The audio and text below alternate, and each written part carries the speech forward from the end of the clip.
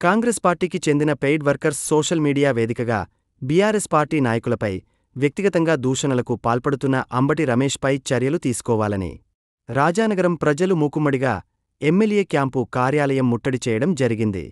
MLA అధికారంలో ఉండి ప్రజా సమస్యలను పరిష్కరించడం చేతకాక పెయిడ్ ఆర్టిస్టులను పెట్టుకుని ప్రజాస్వామ్యయుతంగా పోరాడుతున్న మాజీ మంత్రి నిరంజన్ రెడ్డి మరియు నాయకుల మీద వ్యక్తిగత దూషణలు చేయించడాన్ని జిల్లా అధ్యక్షులు గట్టు యాదవ్, మాజీ mark fed director Vijay Kumar తీవ్రంగా ఖండించారు. జిల్లా అధ్యక్షులు గట్టు యాదవ్ మాట్లాడుతూ, మా నాయకుడు నిరంజన్ రెడ్డి వ్యక్తిగత దూషణలు చేయకుండా ప్రజా సమస్యలపై పోరాడమని ఒకవైపు చెబుతుంటే, కాంగ్రెస్ సోషల్ మీడియా ముసుగులో ప్రశ్నించే నాయకులను టార్గెట్ చేస్తూ వ్యక్తిగతంగా బహిరంగ దూషణలు చేస్తున్న ఎమ్మెల్యే అనుచరులపై చర్యలు తీసుకోవాలని డిమాండ్ చేశారు.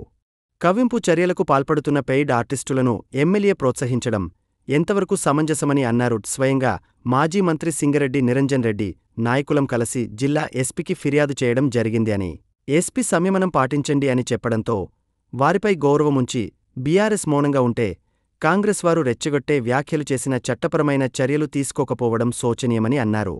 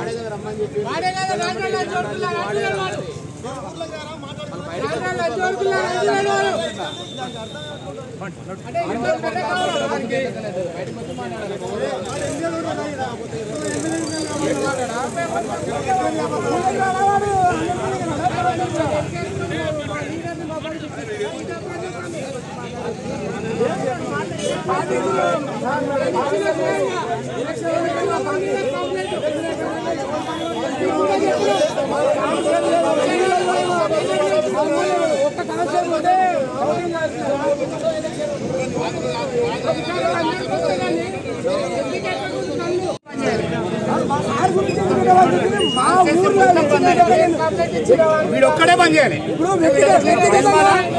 నిరంజన్ కార్యకర్తలు కానీ ఎప్పుడైనా కానీ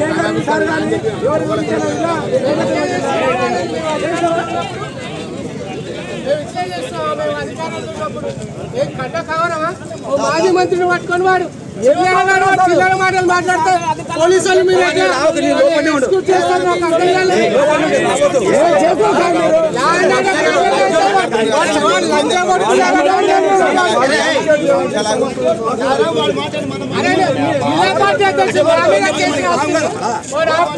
వాడి మీద కేసు నేను ఇచ్చిన కంప్లైంట్ మీరే సాక్ష్యం దానికి ఎస్పీకి చెప్పినాం. వాడు చిల్లర గారు, వాడు చిల్లర శాస్త్రాలు మా స్థాయికి తగ్గ మా గురించి చిల్లరగా మాట్లాడు, మా కుటుంబ సభ్యుల గురించి మా గురించి వ్యవస్థంగా మాట్లాడుతున్నాడు. వాడు మీకు కంప్లైంట్ ఇస్తే కూడా మీకు ఇంత కూడా ఇది లేదంటే ఎమ్మెల్యే గవర్నమెంట్ ఉంటే ప్రజాస్వామ్యం కూని అవుతుందా? చట్టం వాళ్ళ వైపు ఉంటుందా? గ్రామ ప్రెసిడెంట్ మరి అక్కడ మాజీ సివిల్ విండో అధ్యక్షులు, రాష్ట్ర మార్కెట్ డైరెక్టర్ తమ్ముడు విజయ్ కుమార్ పైన ఎమ్మెల్యే సీతగాడు అనొచ్చు ఒక లెక్కల, కార్యకర్త కాదు. ఎందుకంటే పెయిడ్ ఆర్టిస్ట్ వాడు. ఆయన పేరు అంబటి రమేష్. గతం నుంచి కూడా ఎమ్మెల్యే గారు ఇట్లా ఒక 4-5 మందిని పెట్టుకొని వాళ్ళ సొంత క్యాంప్ ఆఫీస్లో కొంతమంది పెద్ద మనుషులు వ్యక్తిగతంగా మాజీ మంత్రి నిరంజన్ రెడ్డి పైన మరి జిల్లా అధ్యక్షుడైన నా పైన మా వ్యక్తిగత విషయాలు మా ఫ్యామిలీ విషయాలను కూడా మరి టైప్ చేసి కొందరు దుర్మార్గులు దీని ద్వారా సర్క్యులేట్ చేస్తున్నారు. ఈ విషయాన్ని మేము గౌరవ ఎస్పీ గారికి కూడా ఒక 2 నెలల కింద మాజీ మంత్రి వాళ్ళు నిరంజన్ రెడ్డి మేము అందరం కూడా మా శ్రేణులు ఒక 500 మంది అక్కడికి వెళ్ళి టోటల్ నియోజకవర్గంలో గౌరవ ఎమ్మెల్యే మేఘారెడ్డి గారు వ్యక్తిగతంగా మనుషులను టార్గెట్ చేసి సోషల్ మీడియా మాధ్యమాల ద్వారా మరి మాజీ మంత్రి అని చూడకుండా వయసురీత్యా లేకుండా ఓ చిల్లర కాని పేరు మీద చిల్లర కామెంట్లు చేస్తున్నాడు. ఇది పద్ధతి కాదు. మా వాళ్ళు కౌంటర్ ఇస్తే మీరు కేసులు పెడుతున్నారు. మరి వాళ్ళు ఇంత వ్యక్తిగతంగా దూషించిన వేరేవాళ్ళు లా అనే మాట కానుంచి కూడా మాట్లాడితే మరి ఎందుకు స్పందించడం లేదని ఎస్పీ గారిని కూడా అడగడం జరిగింది. మరి ఆ రోజు నుంచి ఎస్పీ గారు మేము తప్పకుండా చర్యలు తీసుకుంటామన్నారు. ఈ కవింపు చర్యలకు పాటుపడుతున్న పూర్తి బాధ్యత గౌరవ ఎమ్మెల్యే మేఘారెడ్డి గారిదే.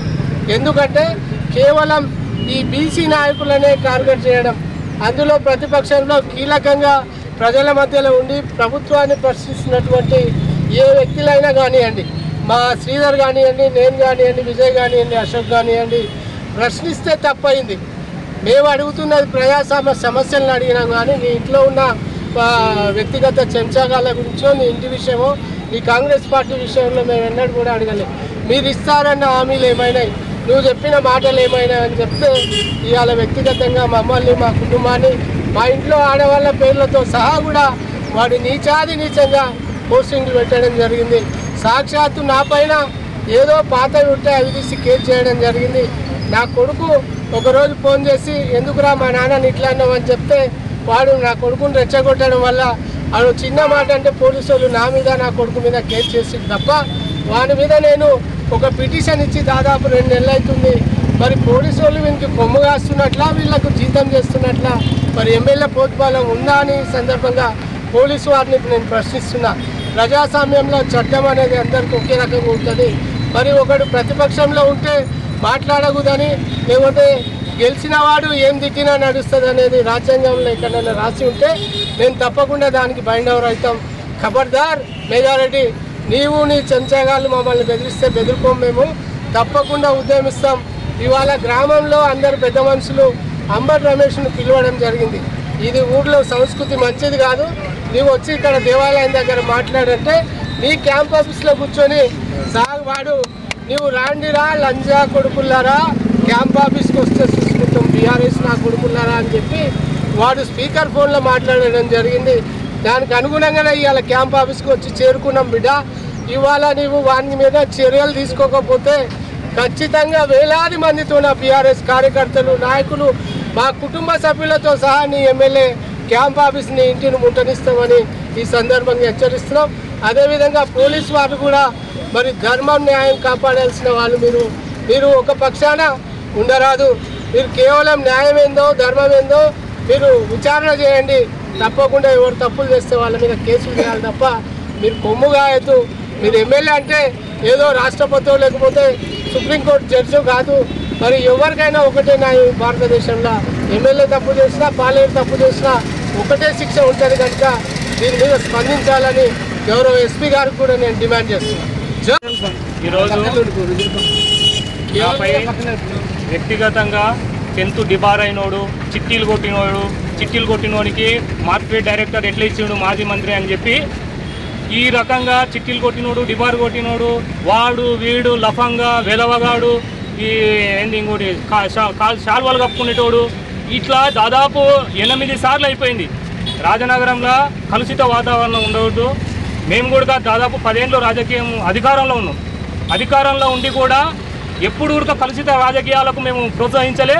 చాలామంది మాతోన యువకులు పెద్ద సంఖ్యలో మొదటి నుంచి మా వెంట ఉన్నా కూడా రాజనగరాన్ని మంచిగా పీస్ఫుల్గానే ఉంచాలనే ఉద్దేశంతోనే ఇటువంటి ఎవరన్నా తెలిసి తెలియక పిల్లలు పోస్టులు పెడితే కూడా వాళ్ళని మందలించి డిలీట్ చేయించిన సందర్భాలు చాలా ఉన్నాయి.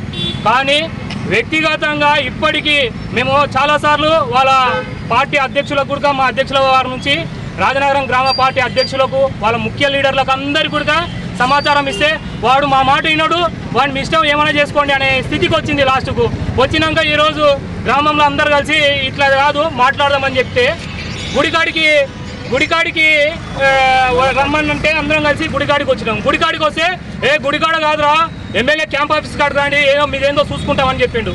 వాడు చెప్పిండు కాబట్టి ఈరోజు ఎమ్మెల్యే క్యాంప్ ఆఫీస్ కాడికి వచ్చినాం. ఎమ్మెల్యే క్యాంప్ ఆఫీస్ కాడికి వచ్చి నిజంగా మేము కూడా ఏంది ఒక వినతి పత్రం ఇవ్వడానికి వస్తున్నాం. వాడు చెప్పిండు సరే వానికి ఎవరెవరు ప్రోత్సహిస్తున్నారు ఎమ్మెల్యే గారు, నేను ఈ వేదిక మీద మిమ్మల్ని దయచేసి నేను అడుగుతున్నా, మీరు జీతం ఇచ్చేది పర్సనల్గా వీళ్ళని విమర్శించని చెప్పి ఇప్పటికీ పాపంగా మా జిల్లా పార్టీ అధ్యక్షులను వ్యక్తిగతంగా నువ్వు టైర్లు అమ్ముకునేటోడు ఎంత హీనంగా అంటే ఎంత వాని జీవితం కూడా నిజంగా మేము చెప్పాలంటే బాధ అనిపిస్తుంది. కానీ ఎవరు ఎట్లా పుట్టుతారో తెలియదు, ఎట్లా బతికినావు అనేది ఇంపార్టెంట్. ఇక్కడ నీవు ఏ రకంగా పుట్టి పెరిగినావు అనేది మాకు అన్ని విషయాలు తెలుసు, మేము రాజనారాయణమే. కానీ వ్యక్తిగతంగా మాకు అవసరం లేదు. ఇప్పటికీ ఉడక ఏమంటున్నాం అంటే ఎమ్మెల్యే గారు ఇప్పుడు మీరు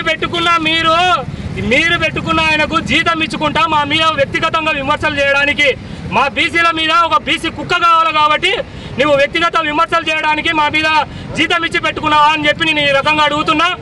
మీరు కానీ నెక్స్ట్ వానిపై చర్య తీసుకోకపోతే మీరు కావాలని వాని ప్రోత్సహిస్తున్నది మీరే. జీతం ఇచ్చి వ్యక్తిగతంగా ఏ ఊర్లో ఎవడైతే ఉంటున్నాడో అంబటి రమేష్ అనేటోనికి వ్యక్తిగతంగా జీతం ఇచ్చి వ్యక్తిగత విమర్శలు చేపిస్తున్నావు కదా, నీవు గానా ఈ రకంగా మీరు పరిష్కారం చేయకపోతే ఇప్పుడు మీరు ఖచ్చితంగా మేము బీసీల అందరం అనుకుంటాం. బీసీల మీద ఇక్కడ ప్రతిపక్ష బీసీల మీద మొరగనికే నీకు కుక్క కావాలి కాబట్టి వానికి జీతం ఇచ్చి పెట్టుకున్నామని చెప్పి మేము కూడా అనుకోవాల్సి వస్తుంది. ఈ రోజు నుంచి మేము కూడా ఆ విషయం గమనిస్తాం. ఈ వేదిక నుంచి దయచేసి వ్యక్తిగతంగా ఎవరిని విమర్శించకండి. విమర్శిస్తే అహం చచ్చిపోతే ఆత్మగౌరవం దెబ్బతింటే ఎంత దూరంకైనా వెళ్ళాల్సి వస్తుందని చెప్పి ఈ సందర్భంగా చెప్తున్నాం.